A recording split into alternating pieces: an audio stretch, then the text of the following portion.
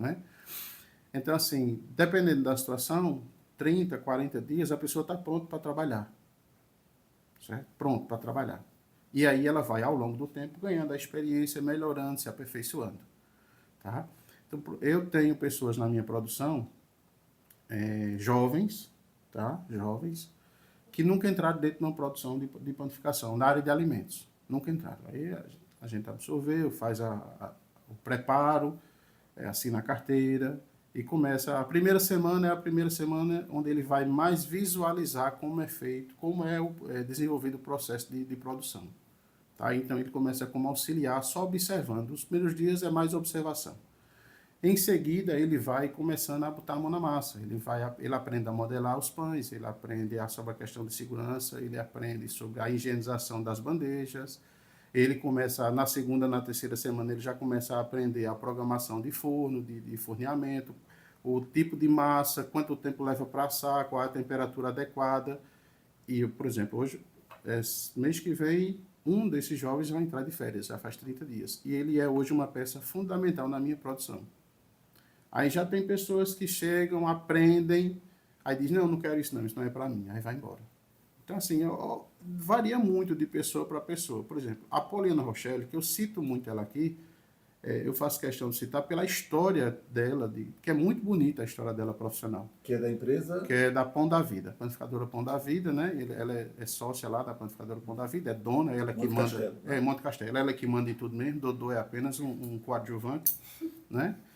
Então, assim, brincadeiras à parte, mas assim, é uma família que bem estruturada, é uma família, graças a Deus, que cresce, prospera, porque trabalha unida, juntos. Então, Poliana tem o ateliê de bolo, certo? Onde ela faz toda a parte de confeitaria, tanto da padaria quanto as festas que ela pega para produzir seus bolos artísticos. Então, Poliana começou como auxiliar de cozinha. E foi se desenvolvendo, foi aprendendo, foi fazendo cursos. Exige muita dedicação, Maria. E em toda área profissional, qualquer área profissional, exige muita dedicação para você ser bom naquilo que faz. Então, se você quer ser um jornalista de sucesso, você precisa se dedicar, você precisa ler muito, você precisa estar antenado sobre tudo, sobre todos, precisa ter opiniões.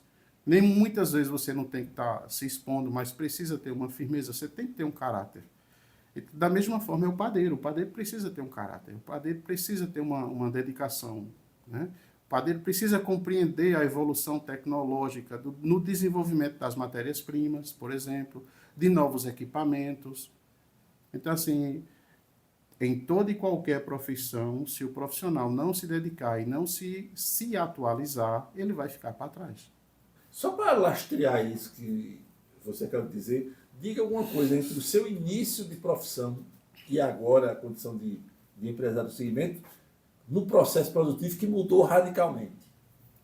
A evolução das farinhas. De forma bem genérica, a evolução das farinhas. O que aconteceu com a evolução das farinhas? No passado, a gente tinha basicamente dois tipos de farinha. Farinha especial e farinha comum. A farinha comum era para fazer biscoito, sorda e bolachas. A farinha especial fazia pão, bolo, fazia tudo.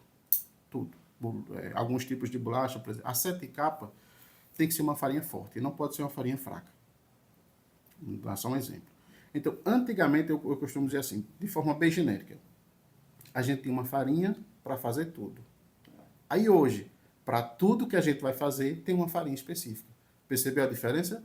Então, hoje a gente tem farinha específica para massa doce, para massa salgada, para massa semidoce. Para pão. Isso. Aí tem farinha específica para pão, para bolo, para pastel, para pizza. Para bolacha. Para bolacha. Então, assim,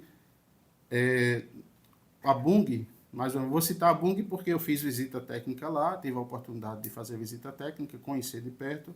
Aquele biscoito Orion é uma farinha específica que só quem produz é a Bung para atender a indústria. Para você ter uma ideia. Então, assim, o moinho tem, hoje o moinho na Bung tem em torno de 24 a 30 pessoas, trabalhando 7 dias por semana num laboratório, 24 horas por dia, pesquisando e tentando melhorar de forma efetiva o dia a dia do padeiro. Antes a gente tinha muito esforço mecânico para atingir o que a gente chama de ponto de véu. graças ao desenvolvimento dessas técnicas nos laboratórios dos moinhos, a farinha vem hoje com um composto enzimático que ajuda a atingir esse ponto de véu em menos tempo. Ou seja, é o ponto de véu, então. o ponto de véu é o ponto crucial, certo? É o batimento da massa para que ela forme uma camada fina e elástica que impede o gás carbônico de sair, do pão quando ele está no processo de fermentação. Porque as leveduras, elas produzem dois tipos de gás. Produz o oxigênio e produz o gás carbônico. O oxigênio evapora. E o gás, na verdade é o álcool, não é o oxigênio, é o álcool. Álcool e gás carbônico. O álcool evapora e o gás carbônico ele fica preso na rede de glúten, que a gente chama na rede de véu. Então, é essa rede de véu que impede o gás carbônico de sair e faz o crescimento do pão. Então, quando o pão atinge um crescimento ideal, aí ele vai para o forno e aí está aquela coisa linda e maravilhosa. Então, esse é o processo biológico da levedura no pão. Então, assim, com o avanço da tecnologia e das pesquisas, as farinhas alcançaram um nível muito elevado que não precisa ter aquele esforço mecânico excessivo para atingir essa camada de véu. Além disso, os novos equipamentos. Ao invés do padeiro estar suando, né, tem até aquela famosa crítica, né, que o padeiro estava sem camisa, jogando a massa em cima das costas, jogando no cilindro, né? Então tem essas culturas, tem essas fábulas, mas na verdade era esse esforço mecânico que era necessário no passado. Hoje a gente tem maceiras aspirais com 2, com 3 velocidades, que quando ela sai da maceira, em algumas situações não vai nem para o cilindro, ela vai direto para a bancada e a pessoa já faz o corte. Nós temos uma máquina chamada volumétrica, que é divisora volumétrica, que elimina a balança, uma máquina divisora e uma modeladora. Ela elimina 3 etapas no processo de produção. E o cara põe a massa lá e a máquina divide, modela e já entrega no outro lado, já pronto para o cara arrumar na bandeja. Então veja que evolução a gente teve ao longo dos anos.